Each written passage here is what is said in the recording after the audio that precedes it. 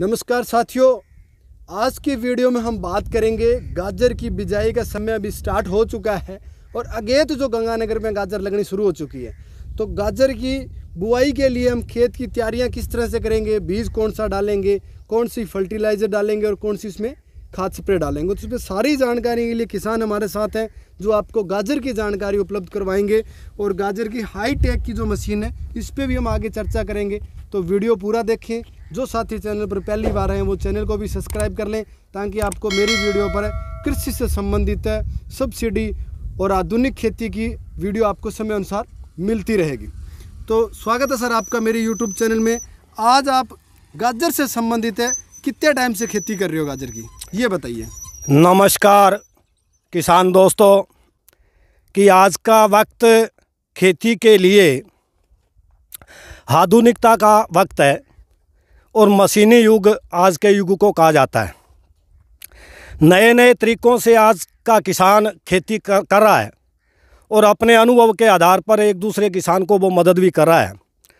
तो मैं आज आपको गाजर की बिजाई के बारे में मेरे अनुभव बताने जा रहा हूँ। गाजर की बिजाई का हमने प्लांट तैयार किया, उसकी पहले गहरी जुताई करी गई, उसके बाद उसमें प्रति बीघा 1 कट्टा सुपर का डाला गया और बढ़िया तरीके से ज़मीन को तैयार करने के बाद मशीन के द्वारा गाजर की बिजाई को शुरू किया गया।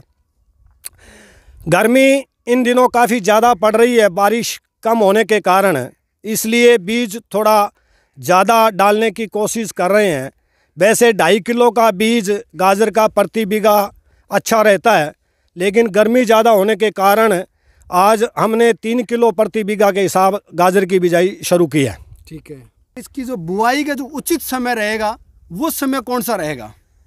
इसमें बिजाई का जो समय है, अगर मौसम तापमान के हिसाब से अगर अच्छा हो तो इसको अपने 15 अगस्त के आसपास शुरू कर सकते हैं। ठीक है, अगेती बिजाई। ठीक है, अपने इसको 15 नवंबर तक ले जा सकते हैं। ठीक है। अगेती बिजाई जो है उस पर अपने हाड़ी की जो फसल है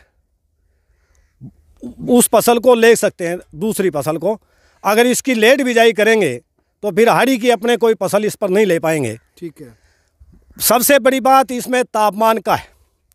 तापमान इसके लिए कौन सा चाहिए और किस टाइप का चाहिए अपने? इसका सबसे बढ़िया तापमान अगर 35 डिग्री तक है तो अपने बिजाई इसकी अगेती बढ़िया तरीके से कर सकते हैं और इसका बढ़िया उत्पादन ले सकते हैं। बुआई के समय आपने फर्टिलाइजर खाद कौन सी प्रयोग में ली है इसमें भी? मैंने इसमें अभी प्रति बीघा 1 कट्टा सुपर का डाला है। ठीक है, उसके अलावा और कुछ भी नहीं? उसके अलावा कुछ नहीं डाला है। आज आप इसकी बुआई कर रहे हैं, बुआई पहले हम हाथों से कर रहे थे, आज मशीनों से कर रहे हैं, तो उसका डिफरेंस क्या रहेगा, उसका अंतर कितना नहीं रहेगा? उसका देखो, ये तो एकदम स्पष्ट बात है भाई, हाथ की बिजाई आज के समय के अंदर जो है वो बहुत मुश्किल है।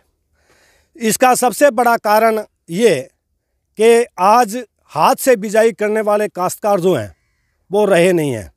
क्यों कि मशीनी युग जैसे जैसे आगे बढ़ता गया वैसे वैसे किसान जो है वो अपनी हाथ की बिजाई से अलग होता गया और ट्रैक्टर की मशीनों के द्वारा अपनी खेत की हर प्रकार की बिजाई करने लग गया। उसमें भी बड़ा फ़र्क आ गया। ट्रैक्टर की जो बिजाई मशीनें आती थी उनमें भी दिक्कतें बहुत थी, लेकिन आज जो मशीनें आ रही हैं वो इंजीनियरिंग के मामले में बड़ा ज़बरदस्त भारत के लोगों ने प्रगति की है। उस प्रगति का ही एक नमूना है आज ये अपने जहाँ खड़े हैं इस मशीन को आप देखिए। आप जितनी चाहेंगे, जितना बीज आप अपने खेत में डालना चाहेंगे ये मशीन उतना ही बीज डालेगी। अब इसको आप 4 किलो पर करेंगे तो 4 किलो का बीज ही आपका डलेगा, 3 किलो पर करेंगे तो 3 किलो ही डलेगा। इसलिए आज का युग मशीनी युग है और बढ़िया अगर मशीन हो किसान के पास तो उसका समय भी बचेगा, बीज भी बचेगा और उस बीज के ऊपर लगने वाला जो एक्स्ट्रा पैसा है वो भी किसान का बचेगा। तो उस तरीके से भी किसान अपना पैसा बचा सकता है। ठीक है। अब पहले जैसे अपने बिजाई करते थे तो उसमें 2 तरीके थे बिजाई के। या तो किसान बैल के द्वारा बिजाई का जो हल है उस हल से बिजाई करता था जिसमें बीज की मात्रा सही नहीं डलती थी, या दूसरा तरीका जो था किसान के पास वो था छिंटे के द्वारा बीज को छिड़कना और फिर उस पर हल चला करके और मिट्टी के नीचे दबाना। लेकिन उसमें भी मतलब क्या बीज की मात्रा ज़्यादा पड़ती थी और बीज खराब हो जाता था, उगने में भी दिक्कत आती थी। 60-70% से ज़्यादा बीज नहीं उगता था। उसमें भी किसान को बड़ा भारी नुकसान होता, आर्थिक रूप से किसान का बहुत बड़ा नुकसान होता था। गाजर के लगने में, उसके बढ़ने में भी बड़ी भारी दिक्कतें आती थी। लेकिन आज जो मशीन के द्वारा हम जो बिजाई कर रहे हैं, आज इस मशीन के द्वारा जो बिजाई हो रही है उसमें नालियां बन रही है बड़ी शानदार तरीके से। गाजर का बीज जो है वो बड़े बढ़िया तरीके से मिट्टी के अंदर दब रहा है और जगह भी गाजर को खूब मिलेगी। इसलिए वो अपना जो उसकी लंबाई जो होनी चाहिए, सही तरीके की जो लंबाई होनी चाहिए, वो उस नाली की वजह से अपनी लंबाई जो है उसको भी बड़ी बढ़िया तरीके से बनाएगी। उसका भी किसान को बहुत बड़ा लाभ होगा। इसमें दूसरी सुविधा ये भी है, अगर मशीन के द्वारा अपने बिजाई कर रहे हैं तो जब पकने के बाद इसकी अपने पटाई करेंगे तो उसमें भी किसान का समय भी बचेगा, गाजर टूटेगी भी नहीं और बढ़िया तरीके से किसान उस गाजर को बाहर निकाल करके और साफ़ सफाई करके बढ़िया तरीके से अपनी बाज़ार ले जा करके अच्छे दामों पर बेच सकता है।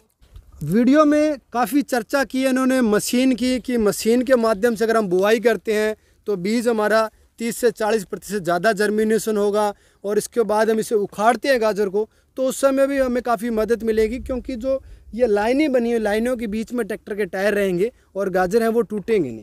तो इस मशीन की भी हम चर्चा कर लेते हैं। इन्होंने मशीन खरीदी है। मशीन आपने कहाँ से खरीदी है?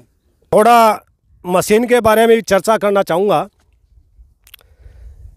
क्योंकि आज के वक्त हर किसान अच्छी मशीनें चाहता है ताकि बढ़िया तरीके से अपनी खेत की बुआई बिजाई अपने कर सकें। ठीक है। तो ये जो मशीन हमने खरीदी है ये अमन विश्वकर्मा हिसार हरियाणा से खरीदी है। बड़ी शानदार मशीन है ये और बहुत शानदार तरीके से इसके द्वारा बिजाई हो रही है। ठीक है। और इसमें खासियत ये भी है, ये कई प्रकार की फसलों की बिजाई कर सकती है। इससे गाजर की बिजाई, मूली की बिजाई, पालक की बिजाई, धनिया, हरा प्याज, मेथी, जीरा की बिजाई अपने अच्छी तरीके से कर सकते हैं। तो इसमें आप देखेंगे ये बीज सही तरीके से डालने के लिए ये गरारी नुमा जो चक्कर लगे हुए हैं, इसमें जैसे अभी जो चक्रियाँ इसमें लगी हुई है ये गाजर के लिए है। ये इसमें बारीक बारीक छोटे छोटे सुराख हैं जिसके द्वारा बीज जो है वो पाइपों के द्वारा ज़मीन में जाता है। अब इसके अलावा अपने अगर किसी दूसरी फसल की अपने बिजाई करनी है तो इसमें गरारियाँ, अलग अलग प्रकार की गरारियाँ आती है, अपने गरारी बदल करके और अपने दूसरी फसल की बिजाई कर सकते हैं। बहुत शानदार मशीन बनी हुई है। अब इसमें किसान भाइयों के लिए एक बात और भी है कि अपने मशीन के लिए ट्रैक्टर कौन सा उचित रहेगा। अब जैसे ये मशीन है, ये बड़ी मशीन है, 3 बेड की मशीन है ये। इस 3 बेड की मशीन को चलाने के लिए बड़े टायर वाला ट्रैक्टर, कम से कम 50 हॉर्स पावर से बड़ा ट्रैक्टर हो और जिसके 16, 9, 28 के टायर चढ़े हों, वो ट्रैक्टर इस मशीन के द्वारा बड़ी आराम से बिजाई कर देगा। अगर 16 से कम के टायर किसी ट्रैक्टर पर चढ़े हैं तो उसके लिए 2 बेड की मशीन जो है वो बढ़िया रहेगी, उसको 2 बेड की ही मशीन खरीदनी चाहिए। अब इसमें सिंचाई व्यवस्था की भी बात आती है। ठीक है। ज़मीन में सूखी में गाजर की बिजाई करने के बाद जब किसान गाजर बीज ले उसके तुरंत बाद जो नालियां बनी हैं उन नालियों को पानी से भर दें। उसके बाद जब तक इसका जर्मिनेशन ना हो बढ़िया तरीके से, तब तक 1 दिन बाद पानी देते रहें। ठीक है। जब बढ़िया तरीके से गाजर बाहर निकल आए, बढ़िया तरीके से बीज अपना उगाव ले ले, उसके बाद 15 से 20 दिनों के बाद पानी दोहराएं। ठीक है। शुरुआत के दौर में इसमें हमें खाद स्प्रे कौन सी करनी पड़ेगी जिसके कारण गाजर की कलर भी लाल रंग का शानदार हो और मोटाई भी उसकी अच्छी और लंबाई भी अच्छी हो?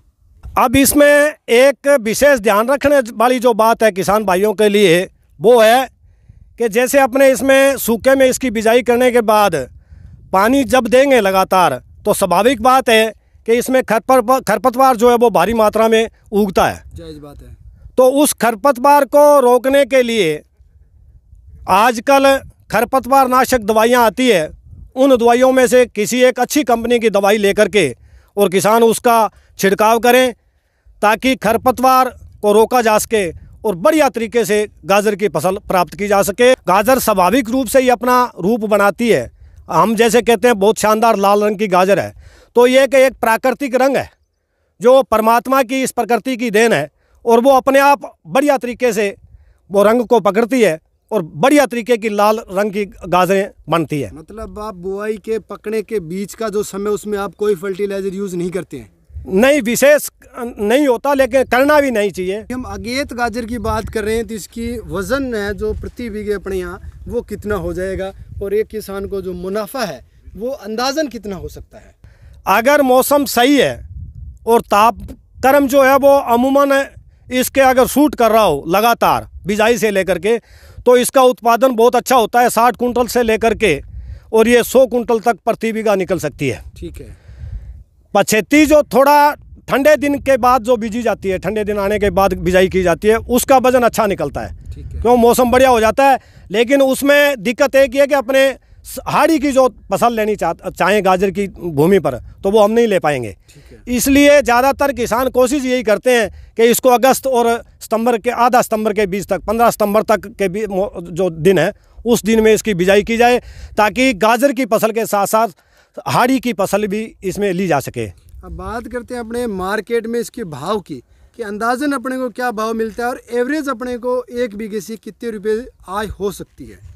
अब इसकी अपने प्रति बीघा आमदन की अपने बात करें तो गंगानगर ज़िले की गाजर पूरे भारतवर्ष में जाती है। जैसे गंगानगर ज़िले का किन्नू काफ़ी देशों तक जाता है और जिसकी मिठास बहुत सारे देशों में फैली हुई है, उसी तरीके से गंगानगर ज़िले की जो गाजर है उस गाजर की भी मिठास पूरे देश के अंदर मानी जाती है। लोग बड़े चाव से उसको खरीदते हैं और बड़े चाव से उसको खाते भी हैं। ठीक है। अब रही इसकी एवरेज जो है कितने तक की ये कमाई दे सकती है, ये मांग के ऊपर निर्भर करता है। गाजर की मांग कैसी रहती है, अगर मांग अच्छी निकल जाए तो बहुत बढ़िया तरीके से किसान इसमें पैसे बना सकता है। और पिछले जो 2-4 साल गए हैं उसमें देखा भी यही गया है कि गाजर के भाव जो है वो किसान को अच्छे मिले हैं। और अगर अच्छे भाव मिलेंगे तो किसान को निश्चित तौर पर उसका फ़ायदा होगा और उसकी आर्थिक स्थिति सुधरेगी। हम बात करते हैं बाकी पारंपरिक रूप से हम जो खेती कर रहे हैं, जैसे अभी इस समय हम कर रहे हैं मूंग की कर रहे हैं, ग्वार की कर रहे हैं या कॉटन की कर रहे हैं, उससे कितना ज़्यादा इससे हम मुनाफा ले सकते हैं गाजर की फसल में? देखो, फसल तो मतलब कि हर प्रकार की किसान को बीजनी चाहिए। आज का जो वक्त है वो उसको अपने वैज्ञानिक युग माना जाता है। लगातार कृषि अधिकारी जो हैं, जो कृषि के बारे में जानकार है, जानते हैं, उनसे अगर संपर्क साधा जाए, उनसे बराबर अगर संपर्क रखकर उनसे चर्चा की जाए तो अच्छी तरीके से अपने पैदावार उठा सकते हैं। ठीक है।